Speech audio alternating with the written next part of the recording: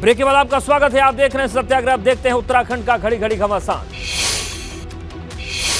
उत्तराखंड की राजनीति में आज नया डेवलपमेंट देखने को मिला है। राज्य के पूर्व विधायकों ने खुद एक संगठन बना लिया है, जिनमें कुल 30 से 35 विधायक शामिल हैं, जिसमें धुर विरोधी दल भाजपा, कांग्रेस और उत्तराखंड क्रांति दल के पूर्व विधायक शामिल हैं, जिसका अध्यक्ष भाजपा के पूर्व विधायक लखीराम जोशी को बनाया गया। लखीराम जोशी त्रिवेंद्र सरकार में कई मुद्दों को लेकर मोर्चा खोल चुके थे। सबका इसमें सहयोग और इसमें सुझाव लेकर के हम लोग जो है प्रदेश हित में जो भी उचित होगा वो कार्य करेंगे।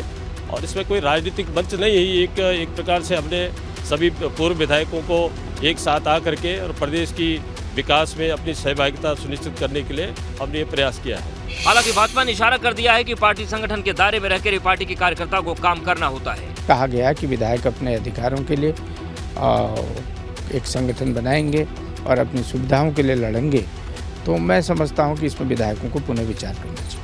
उत्तराखंड के राजनीतिक इतिहास में पहली बार पूर्व विधायक इस तरह एकजुटता दिखा रहे हैं। खास बात यह है कि इसमें बीजेपी और कांग्रेस दोनों ही दलों कुछ पूर्व विधायक शामिल हैं। संगठन में शामिल विधायकों का कहना है कि वो संगठित होकर सरकार को सुझाव देने का काम करेंगे, लेकिन राजनीतिक गलियारे में इस तरह तरह के सियासी अर्थ निकाले जा रहे हैं और उत्तराखंड में सियासी हलचल बढ़ गई है।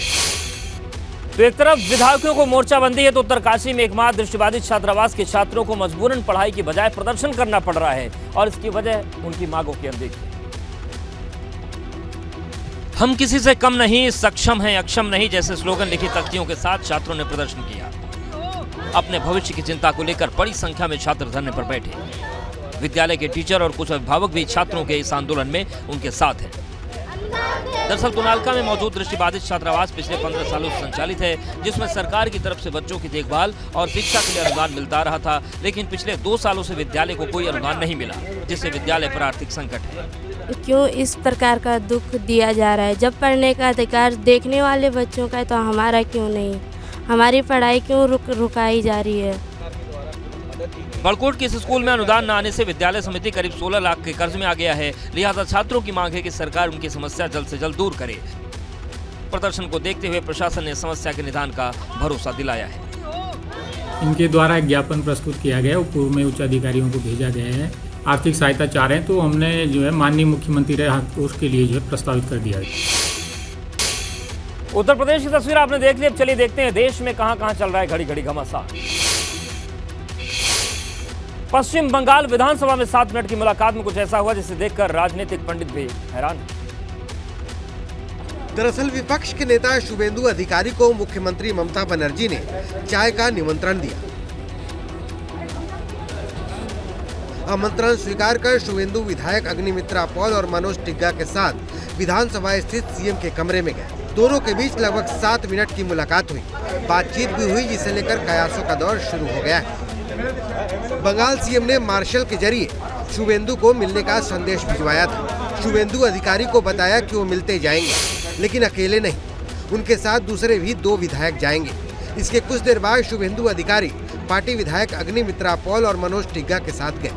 साल 2020 में भारतीय जनता पार्टी में शामिल होने से पहले शुभेंदु अधिकारी तृणमूल कांग्रेस की तरफ से ममता बनर्जी सरकार में मंत्री थे। इससे पहले विधानसभा में विपक्ष के नेता शुभेंदु अधिकारी नए राज्यपाल के शपथ ग्रहण में राज्य सरकार की व्यवस्था को लेकर नाराजगी जताई थी।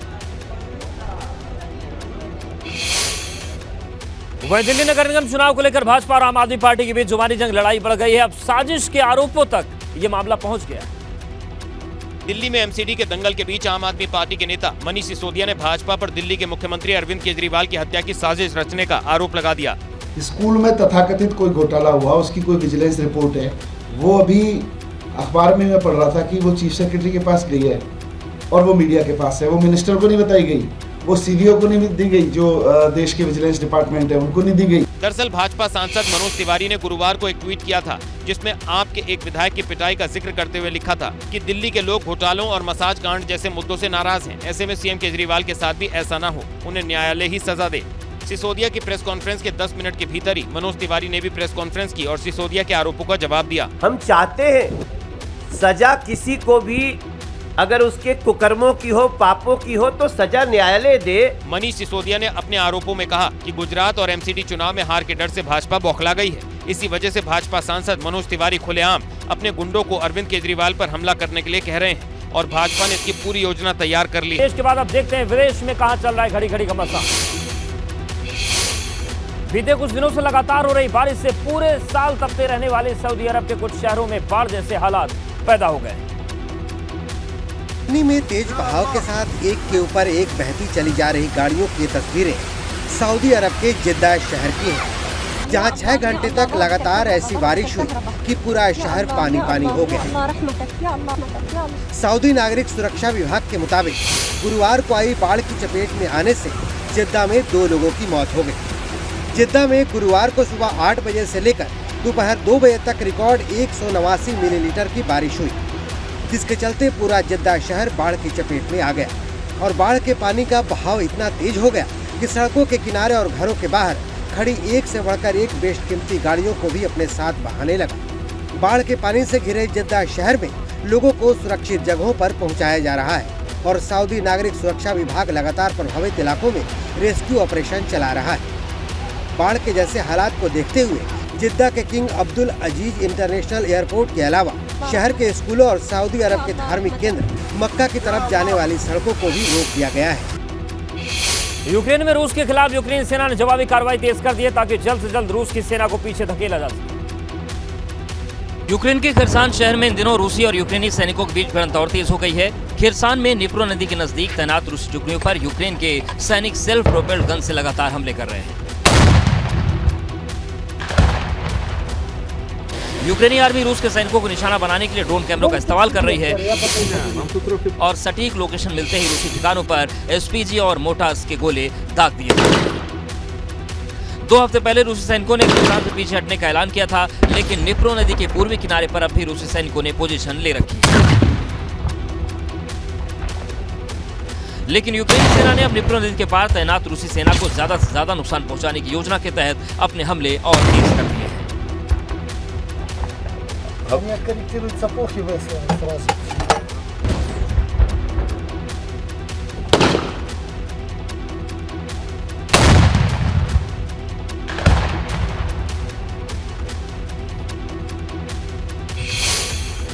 यूक्रेन पर रूसी हमले के करीब 10 महीने से ज्यादा हो चुके हैं, लेकिन अब तक युद्ध थमने का कोई संकेत नहीं मिला। उल्टे मुश्किलें बढ़ती जा रही हैं,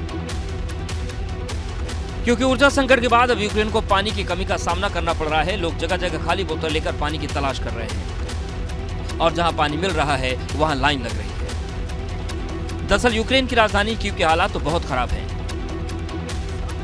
पूरे कीव में पानी की आपूर्ति ठप हो गई है। शहर में पिछले 24 घंटे में सिर्फ आधा घंटा बिजली की सप्लाई की जा रही है। रूस के हमले लगातार यूक्रेन को स्टोन एज की ओर धकेल रहे हैं।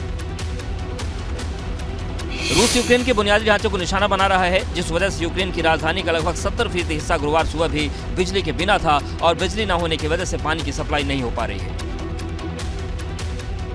बिजली नहीं होने की वजह से न तो कारखाने चल रहे हैं और न ही लोग अपने घरों को गर्म कर पा रहे हैं। लगभग 4 लाख लोग बिना बिजली के रह रहे हैं। साल 2022 की सर्दी यूक्रेन के लोगों के लिए सबसे खतरनाक और भयावह साबित होने वाली है, क्योंकि बिजली और पानी की कमी के बाद लोगों को इंटरनेट की समस्या झेलनी पड़ रही है।